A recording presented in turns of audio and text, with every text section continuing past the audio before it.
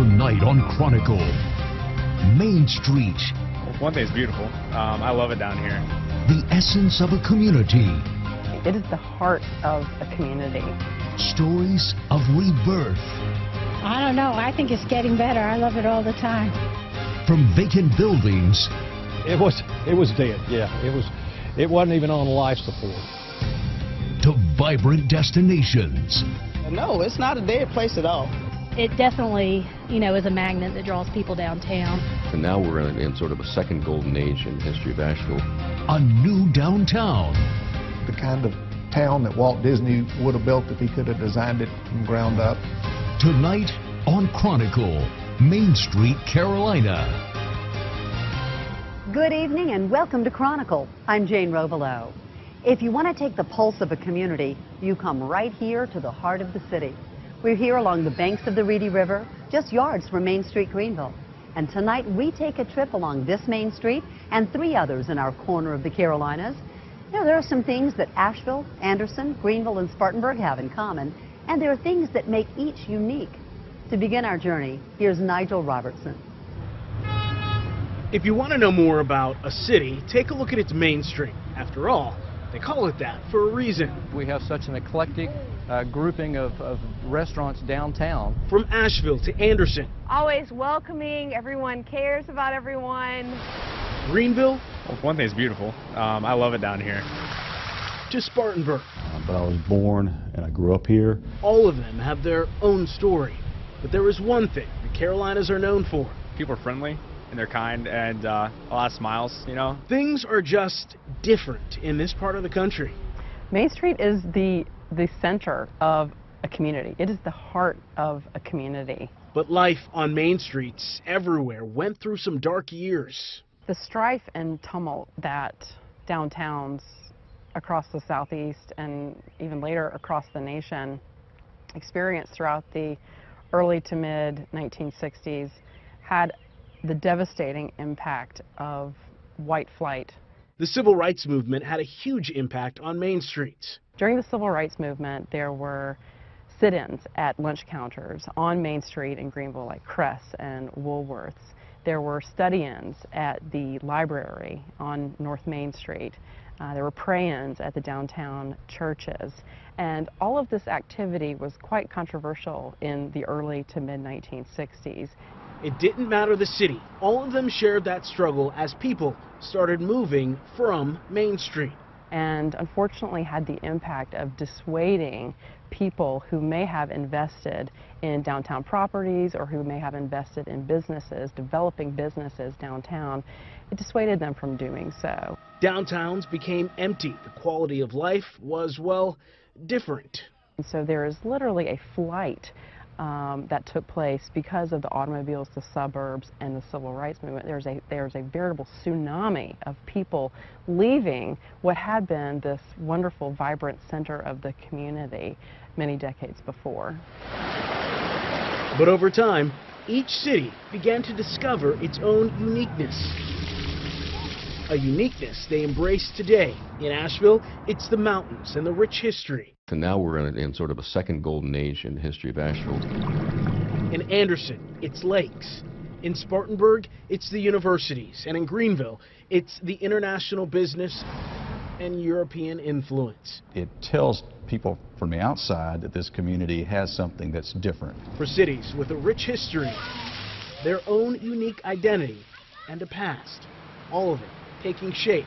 I think in any city, there's bound to be something out there that makes you different. On what we know as Main Street.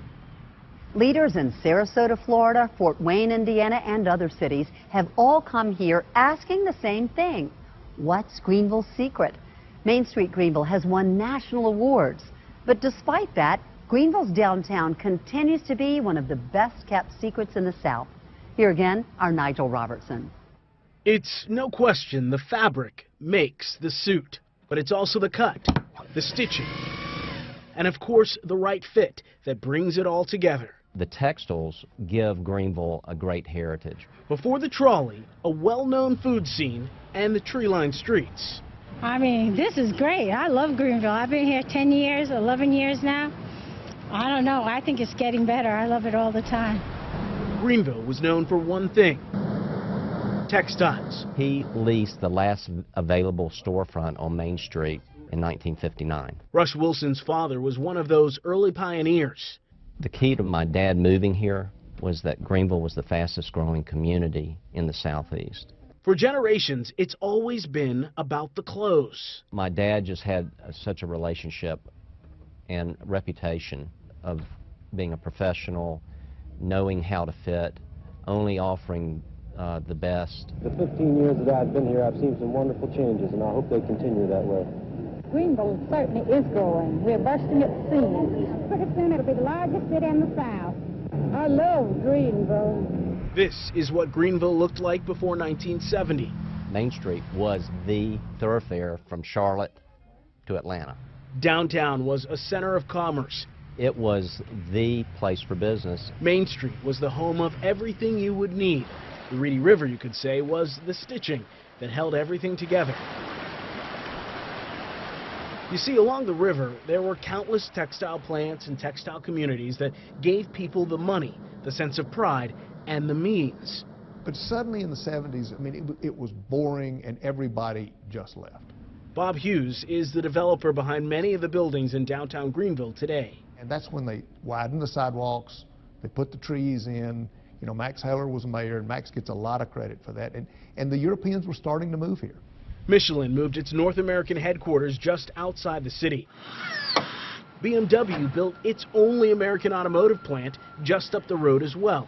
On any given day, any given afternoon, you can walk down Main Street and you can hear German, Spanish, French, Japanese. It is really an international center for what is a medium-sized southern town. Suddenly, the upstate meant business. We call it personality here in Greenville. What is it about a place that makes you unique, a place people want to go back to again and again and remember? And in our case, it's the river and the waterfall, and I think in any city, there's bound to be something out there that makes you different. Greenville's downtown Main Street itself became the centerpiece for what would be its greatest comeback to date. It's been hard doing it, but we've got to see the city flourish, and it's bigger and better today. My son graduated now. It's just sad. The downtown auditorium came down in 1998. A new state-of-the-art concert arena went up. In 2000, an old empty building became the Westin Poinsett Hotel. In 2004, the heart of the city, the Reedy River Falls. This used to be a bridge right over these falls, and we hit them for so many years. Finally saw the sun again. A few years later, Fluor Field became the anchor of the West End, all of it shaping the Main Street of today.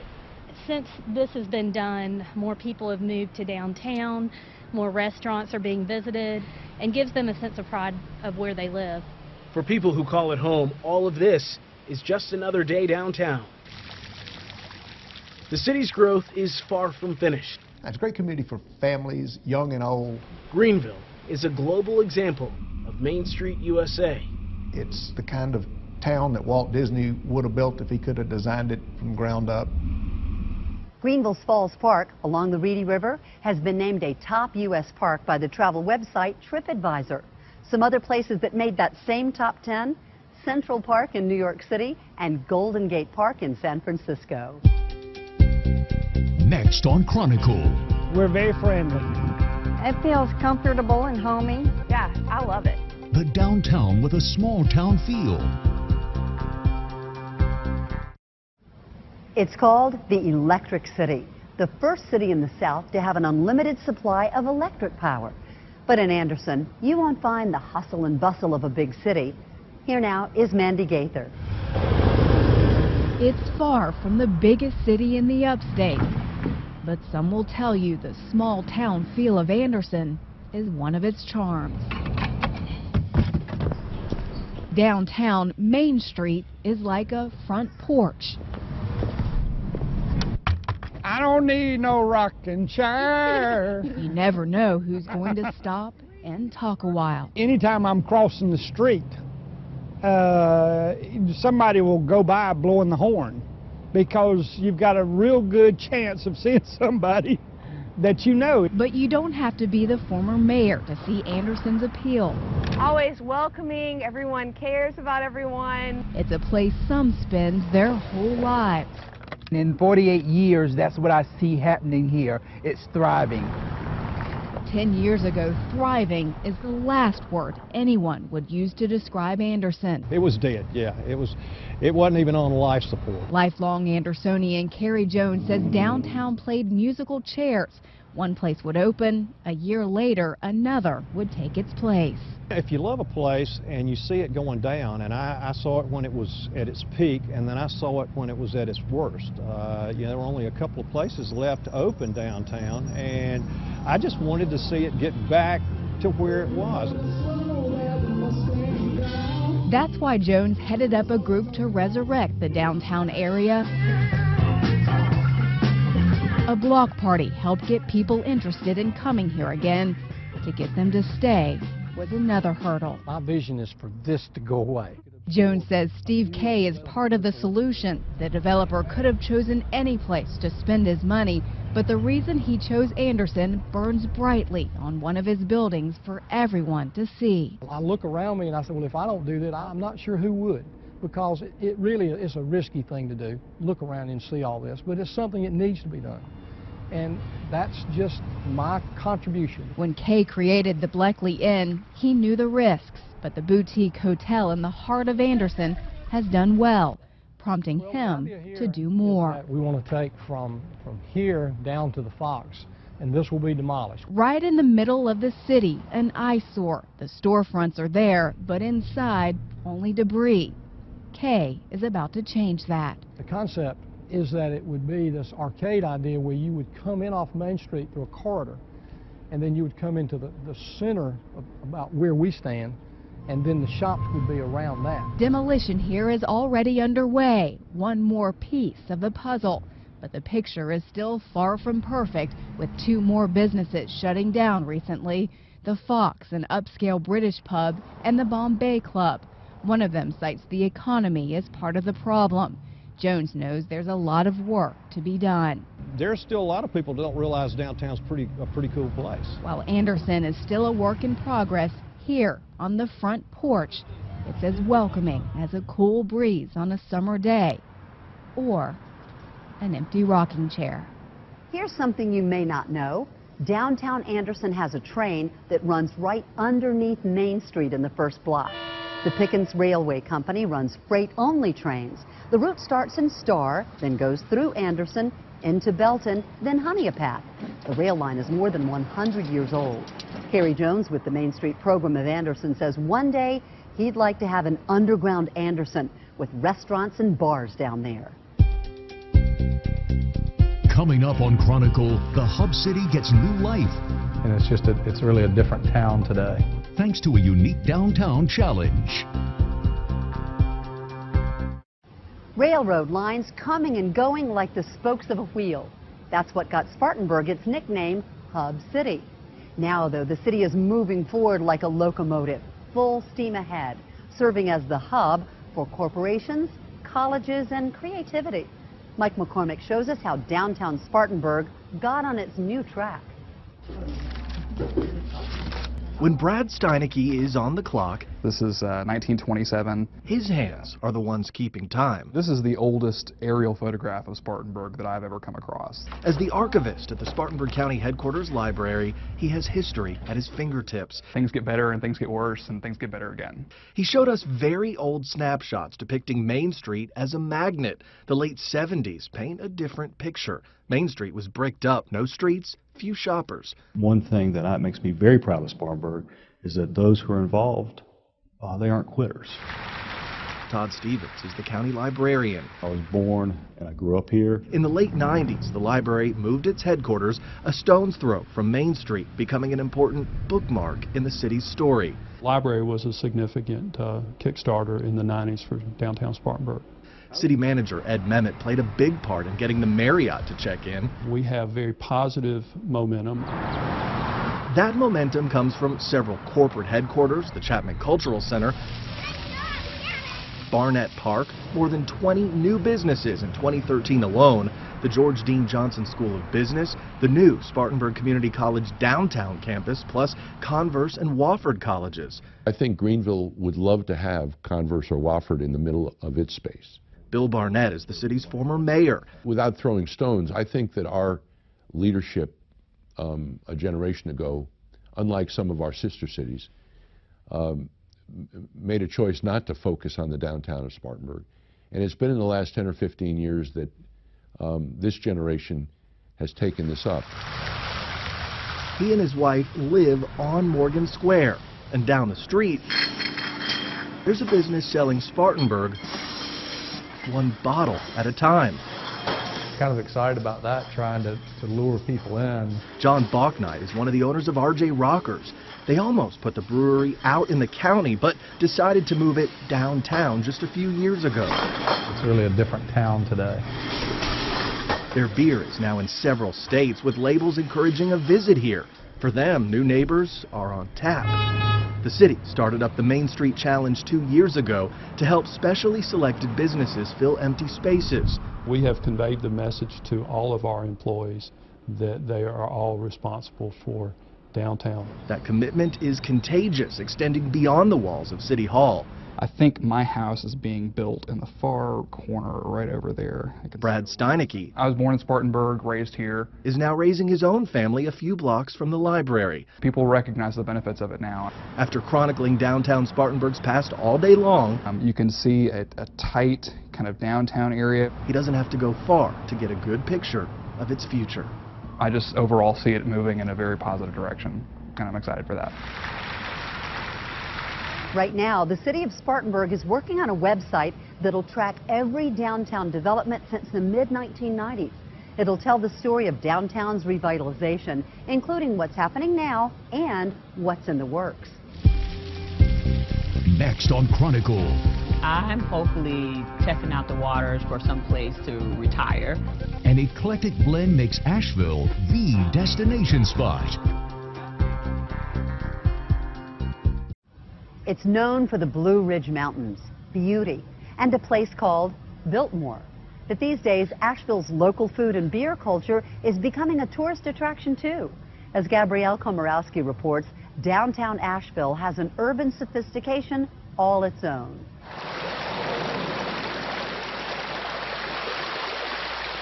There's the quiet of the mountains and the beach on the street. Around nearly every corner in downtown Asheville, you'll find a piece there it is, Jerry Garcia playing a guitar. Of the city's undeniable quirkiness. People that are weird for everywhere else can just come here and be as weird as they want. Yeah. These old buildings are a reminder of the rich history of a city that attracted immigrants from Scotland and Ireland. They brought their independent thinking with them. They were not very interested in government, not very interested in authority. Asheville historian John Turk met us at the Smith McDowell House, built in the 1840s. This is the oldest house in Asheville. In the decades that followed this home's construction, Turk says the country's elite brought their riches to western North Carolina and built the Grove Park Inn and the Biltmore Estate. And downtown, major department stores like Belk's and Penny's were fixtures. But Turk says over time that growth stopped. Then they started building the big suburban malls. And all the department stores downtown all moved out to the malls. The restaurants followed them on the way out.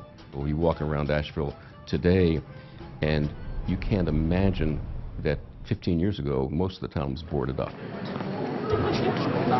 What changed? Tourism. I think the fact that the Biltmore Estate started attracting more and more people. Now we're in sort of a second golden age in the history of Asheville. According to the Convention and Visitors Bureau, approximately 9.1 million people visit Asheville each year. And when they showed it, they showed a lot of people. They were bicycling and they was looking at like holistic living and organic and just being friendly. And I said, wow, I would like to see what this is looking like. Asheville Food Tours is a exciting way to see downtown Asheville. Chris Ortwine started Asheville Food Tours about 5 years ago. What Asheville does is they have a really neat, strong culinary scene that's all local, very local, and they embrace that whole concept. Most of Chris's customers are tourists. Some of these visitors decide to stay. I'm hopefully testing out the waters for some place to retire. Asheville is in the middle of a population boom. It's gone up by over 15% just since the year 2000, according to census data, and the population now stands at over 85,000. Okay, up here we have All-American Craft Beer. Breweries call Asheville home too. Its nickname is Beer City, USA, for Asheville's 18 craft breweries. It's like kind of one big beer family. Beer is celebrated during the city's annual Beer Week each spring. I think one of the big reasons that people move here is for quality of life. Here, that independent thinking is still evident today in a city that continues to draw so many to the mountains. President Barack Obama has certainly been drawn to the mountains. He's visited Asheville 4 times since his 2008 campaign, and he may even retire in Asheville. Oh, it is good to be back in Asheville, North Carolina. In June, the website WallStreetCheatSheet.com reported the president bought property in the city. Now, the White House hasn't confirmed this, but the president has called Asheville a great spot for golfing, hiking, fishing, and good barbecue. From Asheville to Anderson, Greenville to Spartanburg, each main street in the Carolinas has had its share of hardship and renewal. Things change with the times, but the life of our communities all lead to the heart of a city, Main Street. Thank you for joining us for Chronicle, Main Street, Carolina. I'm Jane Rovelo. Good night.